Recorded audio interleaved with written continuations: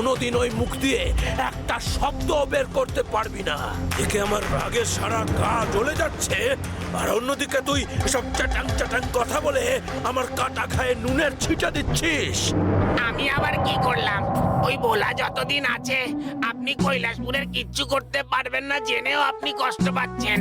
আমি শিষ্য হয়ে কি সে জিনিস চোখে দেখতে পারি বলুন? আপনাকে এই কাটা ছাগলের মতো ছটফট করতে দেখতে কি আমার ভালো লাগে? কি বললি মরকট? তুই আমাকে ছাগল ছাগল বললি? তা আবার কাটা ছাগল? আহা, আপনি ছাগলকে এত গুরুত্ব দিচ্ছেন কেন? তার ছটফটানিতে জোর দিন। সেও যেমন কাটার পর ছটফট করে, আপনিও তো দেখছি সেই রকমই লম্পজম্প করছেন। এই যে ভোলারাজ বনভোজনে যাচ্ছে, আপনি পারবেন কোন রকম বাধা তাদের দিতে বা তাদের এই বনভোজন বানচাল করে দিতে? পারবো, আলবৎ পারবো। আমি চাইলে এক্ষুনি ভোলা সহ ওই রাস্তা ধরে ভোলার বন্ধুরা পণ্ডিত মশাই সহ যারা যাচ্ছে, হ্যাঁ ওই সবাইকে মেরে ওই পাহাড়ের খাদেই ফেলে দিতে পারি। ওরকম মনে হয়? আপনি বড় জোর ওই কাউকে পাঠিয়ে ভোলাদের সাময়িক বিপদে ফেলতে পারবেন মাত্র। আপনার মুরত তো আমার জানাই আছে। ও আপনি যাই করুন, দেখবেন ভোলা ঠিক আপনার চালে বাজিমাত করে নিজের কাজ করে ফিরে আসবে। পারবে না। আজকের এই যাত্রাই হবে ভোলার আর ওর বন্ধুদের শেষ যাত্রা। কি করবেন শুনি?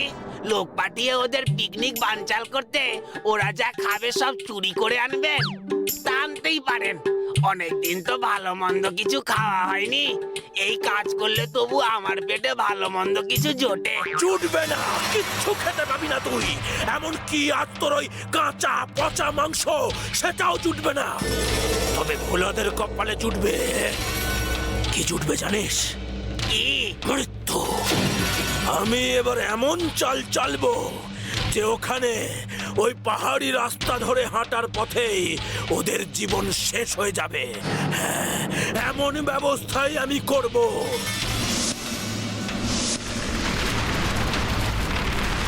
ওম রিং ক্রিং হুম ওম রিং ক্রিং হুম।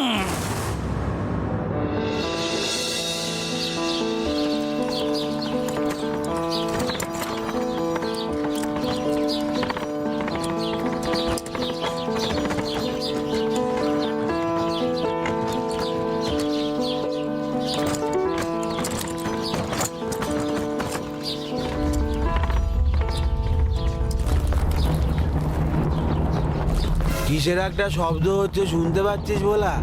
হ্যাঁ, মনে তো হচ্ছে ভারী কিছু গড়িয়ে আসার শব্দ। কিন্তু এত ভারী কিছু কি হতে পারে? মহেশ, ওই দেখ, পাহাড়ের ওপর থেকে বড় বড় পাথর গড়িয়ে আসছে।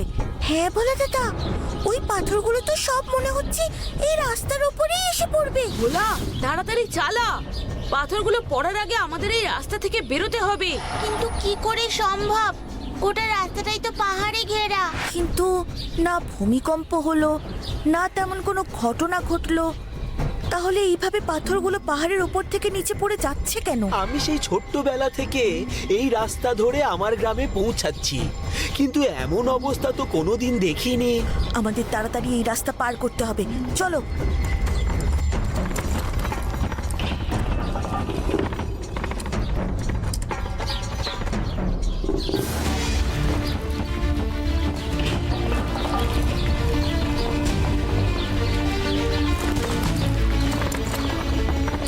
লাফা!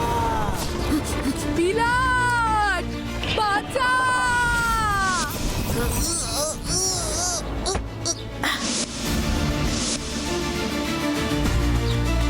নন্দী, এবার পাথরটাকে ওই খাদে ফেলে দিয়ে আমাদের এগোতে হবে।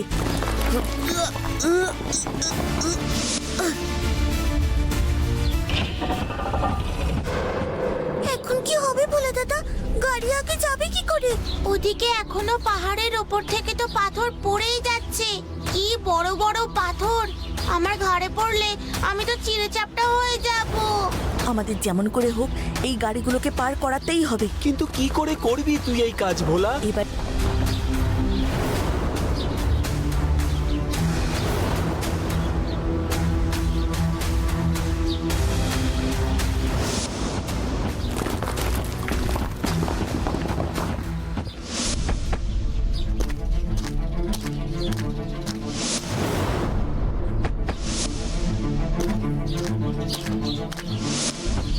এবার এই গুড়ির ওপর দিয়ে গাড়ির চাকাগুলো নিয়ে যেতে হবে। কিন্তু এই গুড়িগুলো গাড়ির ভার রাখতে পারবে না। নিচ থেকে কিছু একটা চাই যাতে গুড়িগুলো মাঝে ভেঙে না পড়ে। সে ব্যবস্থা আমি করছি পণ্ডিত মশাই। আপনারা গাড়িগুলো ওই গুড়ির ওপর দিয়ে নিয়ে যাওয়ার ব্যবস্থা করুন।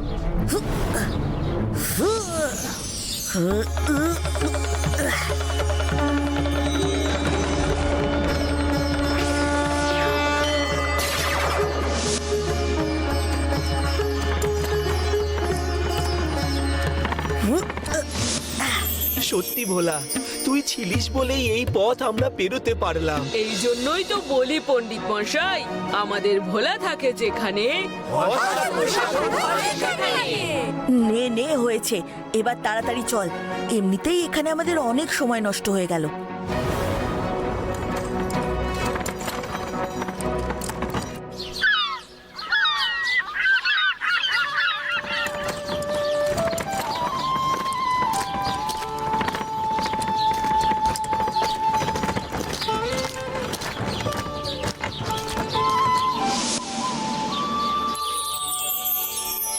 এই ফুলগুলো কি ফুল বলে দাদা? কি আবার গাঁদা ফুল? হলুদ রঙের তো গাঁদাই হয়। ঘুর বোকা, গাঁদা ফুল এরকম দেখতে হয় নাকি? এগুলো সর্ষে ফুল। ভোলা, একদম ঠিক কথা বলেছিস। এগুলোর বীজ পিষেই তেল বার করা হয়। আর মানুষের মতো এই পুতুলগুলো কিসের? কেন লাগানো হয়েছে? এগুলো হলো কাকতাড়ুয়া। এইগুলো রাখা হয়েছে যাতে পাখিরা এসে ফসল নষ্ট না করে, তার জন্য। এগুলোকে দেখতে সত্যি খুব ভয়ঙ্কর। ভাগ্যিস সেগুলো জীবিত নয়, নইলে পুরো রাক্ষসের মতোই লাগতো।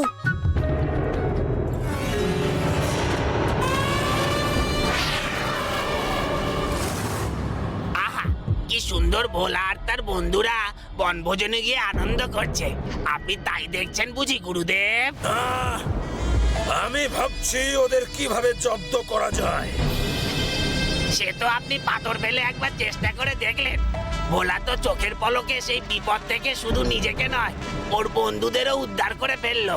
আপনার সমস্ত চালই দেখছি ভোলার সামনে একেবারে ফিকে হয়ে যাচ্ছে। চুপ বেটাকে রাখো কস।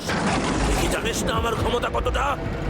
ভোলা আমার একটা চাল ফিকে করে দিতে পারলেও এবার আর সে কিছুই করতে পারবে না।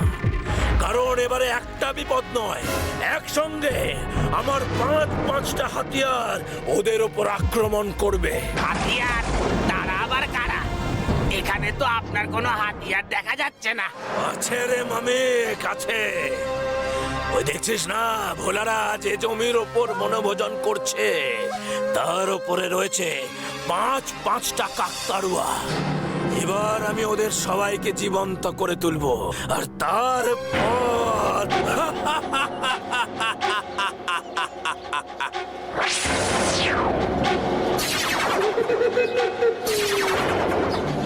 ভোলা রে!